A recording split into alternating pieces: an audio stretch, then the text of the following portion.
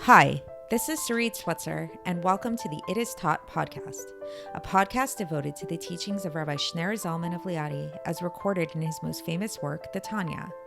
My hope for this show is to make these teachings accessible and relatable to the average person, regardless of prior Jewish education or affiliation. The episodes follow the prescribed daily study portions and are meant to serve as practical lessons in how to live your life as your true self and develop an authentic and powerful relationship with your Creator. I have personally experienced the effects the study of this work has had on me, and I'm excited to share what I can of this knowledge with you. So please join me on this journey of learning, self-growth, and connection with your source.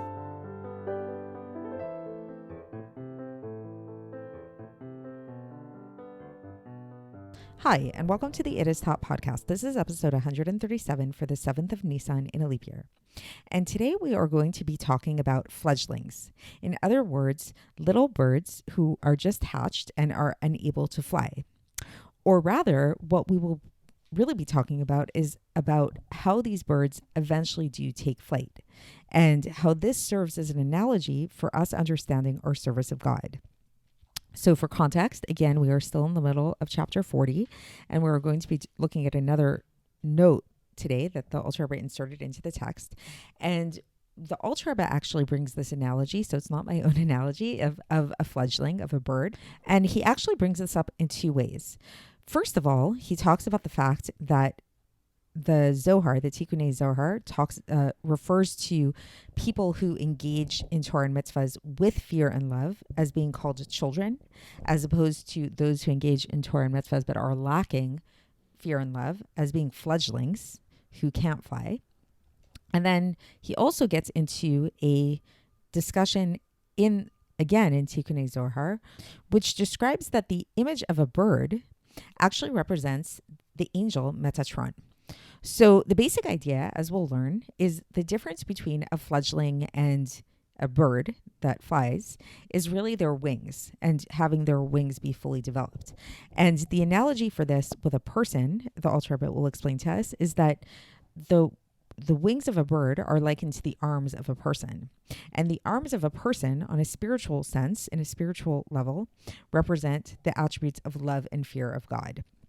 And so when we're talking about our spiritual service of serving God and doing God's commandments and his Torah, then in order to have these commandments and Torah fly, in order for them to rise up to their ultimate purpose, they need to have wings. And the wings for that are the love and fear of God. So we've been talking about this a lot, the idea of having the right intention when we do our Torah mitzvahs and how this allows them to ascend and to go to their proper place.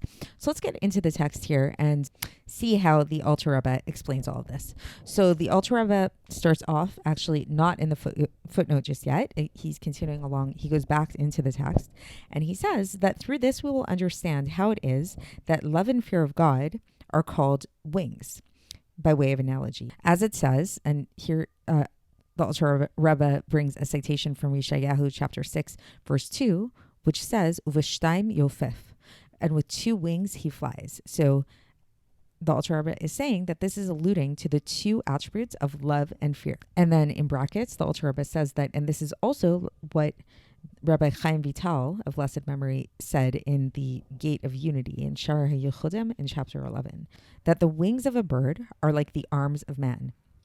And similarly in the Tikkunim, it discusses how those who are involved in Torah and mitzvahs out of fear and love are called children, but if they're not, then they are called fledglings because they cannot actually fly. Now here the Alter Rebbe gets into the footnote, and so here we go. So the Alter Rebbe says that in Tikkun 45 of Tikkunei Zohar, it is written that the figure of a bird represents the archangel Metatron. So what does this mean? So the Alter Rebbe is going to explain this. So he says that the head of this angel, Metatron, is the letter Yud of Hashem's name. So remember Hashem's name, the tetragrammaton, which is the four letter name of God. So it's like the most supernal name of God, where all other names of God stem from.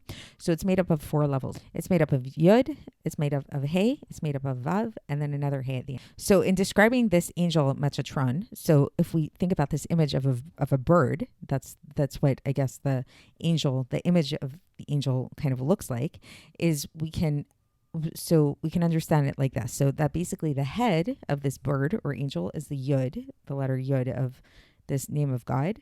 The body of the angel or the bird is Vav, and the 2 wings are the 2 Heys. And now the Alter Rebbe is going to give us an interesting fact, which is that the world of Yetzirah is actually called Metatron. So thus, when we think about the world of Yetzirah, we can liken it to Metatron. So what does this mean? So in what do we know about Yetzirah?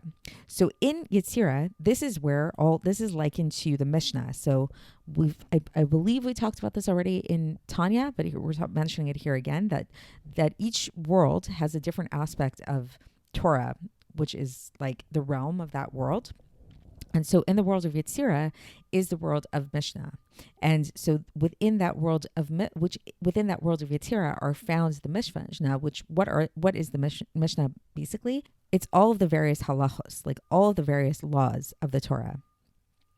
And so then so now we know we're seeing a bird, we're also seeing this angel Metatron, and then we're seeing Yetzirah, and we're kind of making all of them synonymous. So now when we talk about how the bird, the head of this bird, what does the head represent? The head represents the mind. It represents intelligence, which is the aspect of the Chokhmah, Bina, and Das, the 3 intellectual attributes, right? Which is, what does this mean when we talk about Mishnah, like when we're talking about this world of Yetzirah? This is the inner aspect of the halachos.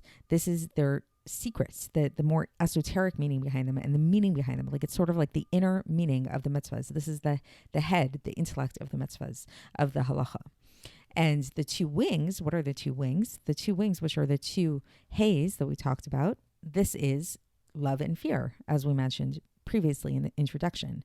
So then we have 2 Heys. Why do we have 2 Heys? Because the higher Hey, because again, we have the Yud, the Hey, so that's the higher Hey, the first Hey that appears in that name, is love of God. And then the lower Hey, which is the last Hey at the end of the Yud Kei Vav Kei name, represents lower fear, which is like just having like a sense of fear of God, like just like kind of like this basic level of like fear and awe of God, which is that we're like scared, like there's like a sense of dread and fear of God's kingship, just like you would be scared of an actual king of flesh and blood, for example. So you might like tremble if like a king walked into the room, make sure you're standing at attention, all that kind of stuff, which is like the more external type of fear that is really revealed, which is not the case. So there's actually a higher level of fear that we're going to be learning about, which is a more fear of shame. Like it's like more of this like shameful kind of thing. And this is like a fear of those things which are hidden to God. Like, so only God knows about them. So it's like a certain kind of like awe, more than like just like an innate, like, oh wow, I don't want the king to punish me kind of thing.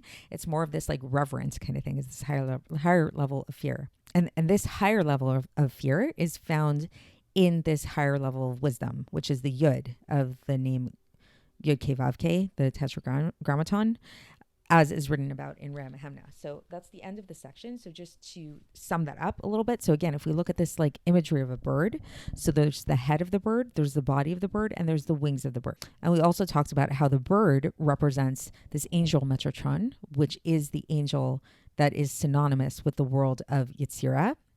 And this world of Yetzirah is related to Mishnah, which is the part of Torah that has to do with halachos, with the various Jewish laws, like the way that the actual practical way that we need to serve God. And so then when we look at this bird, so it's made up of a head, a body, and 2 wings. The head of the bird can be thought of as the intellect of the bird, which means that it's the inner understanding of these halachas, like the actual meaning behind them, the inner aspect of them. Then we have the body of the bird, which is the actual body of the halachos itself. And then we have the wings of the bird. And the wings of the bird are the love and fear of God that are necessary for doing God's will properly. And then we also talked about how we can also look at this bird as, and the various parts of the bird, as being symbolic of the various letters within the Tetragrammaton, within the 4-letter name of God, and how the head, this intellect, this more like inner aspect of the laws and meaning behind it all, this represents the letter Yud of the name. Then the body of the bird, which is the actual body of the halachos itself, this represents the letter Vav of the name, Yud Ke Vav Ke. And then the 2 wings represent the 2 hays. There's the higher hay and the lower hay. The higher hay of the bird represents one wing, which represents love of God. And the second wing represents fear, specifically speaking, the lower level of fear of God, which is just like a sense of dread that a person might have, just like they would have when they see a physical kind of king. And then the altar rabbi left off with like a little note about the fact that there's not only lower level of fear, there's also a higher level of fear, but that is represented not by the letter Hey, but it's rather represented by the letter Yud, because it's connected to this more intellectual kind of understanding that's connected more to Chokhmah. So that's it for today. So hopefully you have an image in your head now of this bird that's connected to Metatron, that's connected to the world of Yetzirah, that's connected to Mishnah, and that is connected to God's name of Yud Ke Vav Ke. That's sort of like the thread of all of this here. So we will continue along these lines tomorrow. Again, continuing with chapter 40, and I will speak to you then. Thanks for listening to the It Is Taught podcast, hosted by Sarit Switzer. This podcast is dedicated in loving memory of my maternal grandfather, Avraham Yitzchak ben Binyamin HaKohen of blessed memory. Music by Shoshana.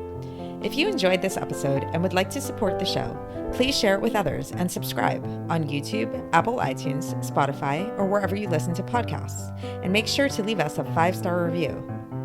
To find out more about the It Is Taught project, including more information on my soon-to-be published book, please visit our website, itistaught.com.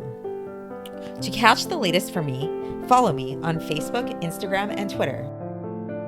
Looking forward to speaking with you tomorrow, and until then, have a great day.